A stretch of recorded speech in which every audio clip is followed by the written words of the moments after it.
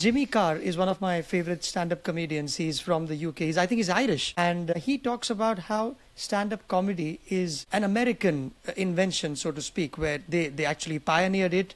And then, it's from 70s, 80s. There wasn't much beyond court jesters in a different era. But English is right at the heart of it. And now, of course, UK has its own stand-up comics. And many others have tried doing this in their own languages, like Hindi. We've got brilliant stand-up comics in Hindi, but it all started in English. So humor in English language, how much do these letters or alphabets or thinking, how do they translate, do they help in cracking jokes easily? The one-liners, like four-letter jokes you have. Hemingway used to write, stories in whatever, 280 characters, and you would still get a response today. Is there a correlation, or maybe I am possibly way off? Other languages also do it, but I find it's fascinating that English can do that, where you can stand up and tell dad jokes and still get a laugh, and the dad joke is only about 10 seconds long.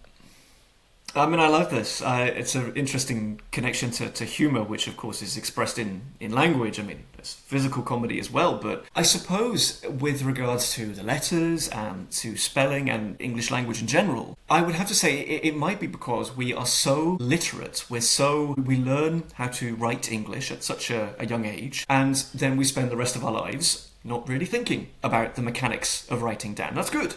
That shows that it works. That shows that it's extremely successful. It shouldn't be a mental bother to think about how you spell. But then, as you say, it gives comedians such fertile ground for jokes that then bringing people's attention to this system that we use so subconsciously, unconsciously a lot of the time gets a great laugh. It gets an absolute roaring laugh because our attention is brought to the absurdities that we use every day. We like to think of ourselves as good and rational people, and yet at the same time, our writing system seems to have all these oddities as well. So it seems perfectly plausible to me that comedians would find a rich seam of jokes within English spelling. And you mentioned Jimmy Carr. There's also in the UK, there's Michael McIntyre, who, if you haven't seen already, he has a whole stand-up set about how there should be a silent letter day one day a year where we all pronounce the silent letters. And it brought the house down. And I get it. It was very funny. Yeah.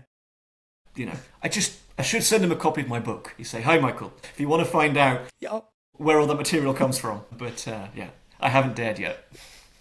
Yeah, you should.